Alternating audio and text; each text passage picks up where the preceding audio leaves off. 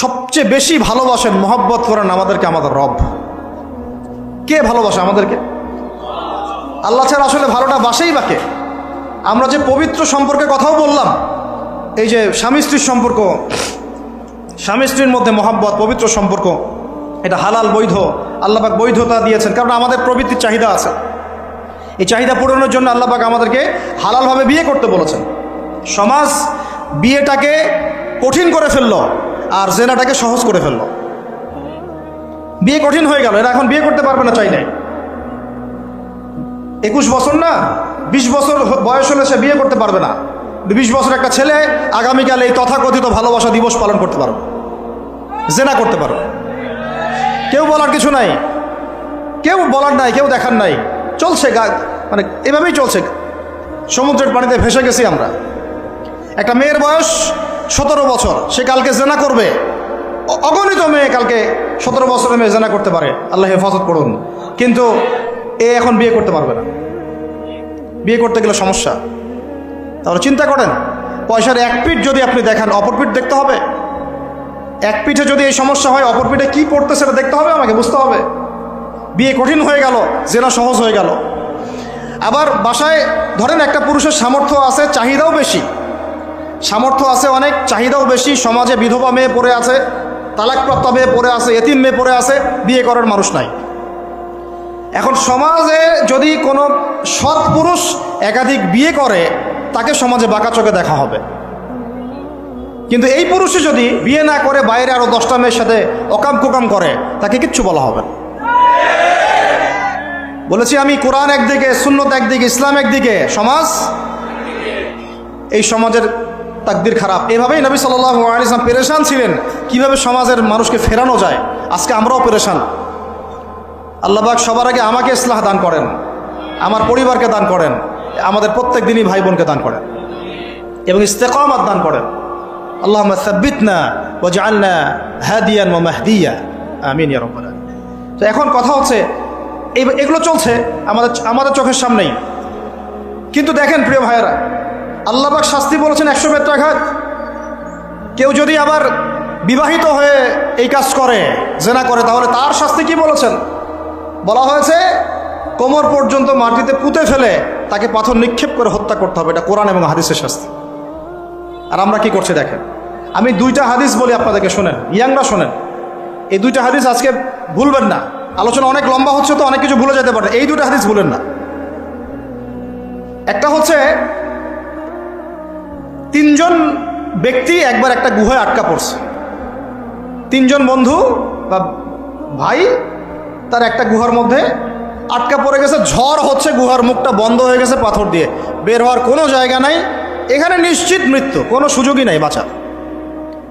তারা অনেক চেষ্টা করে বের হতে পারলো না। শেষমেশ তারা বলছে যে আমাদের যদি কোনো নেক আমল থাকে, সে নেক আমলের ওসিলা করে আল্লাহর কাছে দোয়া করি, আল্লাহ চাইলে আজকে আমাদেরকে বাঁচাতে পারে। একজন বলছে, আল্লাহ, আমার মা ছিল, পিতামাতা ছিল, তো মাকে আমি দুধ পান না করি আমার সন্তানদেরকে কখনো খাওয়াতাম না। একদিন গিয়ে দেখি যে মা ঘুমিয়ে গেছে, আমার বাচ্চারা কান্নাকাটি করছে, তবু আমি আমার বাচ্চাকে কান্না অবস্থায় রেখেছি, মাকে খাওয়াই নাই, ওদেরকেও খাওয়াই নাই। আগে মাকে খাওয়াইছে, তারপর ওদেরকে খাওয়াইছে। আজকে ঘরে ঘরে মাদের সাথে কি আচরণ দেখেন, কি একটা অবস্থা দেখেন সমাজে, কি প্রজন্ম তৈরি করেছেন। মারা এখন বৃদ্ধাশ্রমে চলে যাচ্ছে, শিক্ষিত মা, তাই না? মায়ের পায়ের নিচে আপনার জান্নাত। আর এটাও একটা ব্যাপার যে মায়েরা আবার হাজরা আলাইহিস সালামের মতো হবেন না, যে মায়েরা সারা আলাইহিস সালামের মতো হবেন না, আয়েশা খাদিজা রাদিয়াল্লাহু আনহুমা তাদের মতো হবেন না, তো আপনাদের গর্ভ থেকে তো এর চেয়ে ভালো সন্তান আশা করা যায় না। সমস্যা সব দিকেই আছে না? তো ও এই দোয়া করার সাথে সাথে একটু সরে গেল, আল্লাহর পক্ষ থেকে এই পাথরটা একটু সরে গেল, সুবহানাল্লাহ। কিন্তু বের হওয়ার জন্য এনাফ না। এরপরে আরেকজন দোয়া করছে যে আল্লাহ, আমার একজন কর্মচারী ছিল, টাকা পাইতো আমার কাছে কিছু, তো সে একদিন বেতন না নিয়ে চলে গেছে। টাকাটা দিয়ে আমি কিছু পশু কিনেছি, মানে গবাদি পশু। এই গবাদি পশু 2টা থেকে 4টা, 4টা থেকে 8টা হতে হতে অনেকগুলো হয়েছে। একদিন অনেক দিন পর সে আসছে, এসে বলছে আমার টাকা দাও। সে বলছে যে এই সবগুলো পশু তোমার, নিয়ে যাও। তুমি কি ইয়ার্কি ফাজলামি করতেছো আমার সাথে? আমার টাকা আমাকে দাও। না, ইয়ার্কি ফাজলামি করতেছি না। এটা তোমার টাকা দিয়ে কেনা ছিল, সবগুলো বংশবৃদ্ধি হতে হতে আজকে এই অবস্থা হচ্ছে। তো আল্লাহ তোমার সন্তুষ্টির জন্য যদি এই কাজ করে থাকে, আল্লাহ আজকে আমাকে এই বিপদ থেকে বাঁচাও। পাহাড়ের মুখ থেকে পাথরটা একটু সরে গেল, বের হওয়ার জন্য যথেষ্ট না। তৃতীয় ব্যক্তি, আমি এইটাই বলতে যাচ্ছিলাম, ইয়াংরা শোনেন ভালো করে। তৃতীয় ব্যক্তি সেজদায় পড়ে আল্লাহকে বলছে, হাত তুলে আল্লাহকে বলছে, আল্লাহ আমার একজন খুব সুন্দরী চাচাতো বোন ছিল, কাজিন, আমি তাকে পাইতে চাইতাম। বুঝেন না, পাইতে চাইতাম মানে কি? তাকে পেতে চাইতাম, অফার করতাম, সে রাজি হয় না হয় না হয় না। একদিন সে বলল যে 100 স্বর্ণমুদ্রা দিতে পারলে আমি রাজি, 100 স্বর্ণমুদ্রা দিতে পারলে আমি রাজি। এখন তো এদেরকে স্বর্ণমুদ্রাও দেওয়া লাগে না, এমনিই রাজি নাকি? জেনা করার জন্য কি এমনিই রাজি, খালি একটু। আসলে সত্যি কথা বলতে কি, একটা মেয়ে যদি চায় যে আমি আমার ইজ্জত ধরে রাখবো, কোনো ছেলের ক্ষমতা নাই সেই ইজ্জত নষ্ট করে। এটাই সত্য কথা। আমার স্ত্রী এই কথাটা খুব জোরালোভাবে আমাকে বলে, আমি যখন রাস্তায় হাঁটবো, আমি যদি চাই তাহলে কোনো ছেলে আমার কাছে ঘেঁষতে পারবে না, আমি সুযোগ দিলে তখন ঘেঁষতে পারবে। একটা মেয়ে যদি চায় যে একটা ছেলে আমার সাথে ইটিস পিটিস করুক, সে ছেলে করবেই করবে।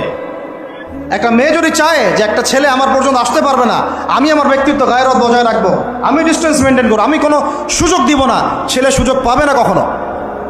এত সহজ না। সর্বোচ্চ তখন কি করতে পারে, ধরে 10 জন মিলে ধরে ওকে জোর করে তার সাথে কিছু করতে পারে। ওরকম কিছু করলে তো আল্লাহর গজব নেমে আসবে। ওই যে সারা আলাইহিস সালামকে তুলে নিয়ে গিয়েছিলেন একটা বাচ্চা, মনে নেই আপনাদের? সারা আলাইহিস সালামকে একটা বাচ্চা এরকম উঠাই নিয়ে আসছে। আর সারা আলাইহিস সালাম সবচেয়ে সুন্দরী মেয়েদের একজন ছিলেন পৃথিবীর ইতিহাসে, ইব্রাহিম আলাইহিস সালামের স্ত্রী। তখন তিনি হাত বাড়াচ্ছে তার দিকে ধরার জন্যে, আর সারা আলাইহিস সালাম তখন বলছে, দাঁড়ান, আমাকে 2 রাকাত নামাজ পড়তে দেন। 2 রাকাত নামাজ পড়ে তিনি আল্লাহর কাছে হাত তুলে বলেন, আল্লাহ তুমি জানো আমি আমার সতীত্ব, আমার ইজ্জত, আমার সম্মান আমার স্বামী ছাড়া আর কারোর সামনে কখনো প্রদর্শন করি নাই।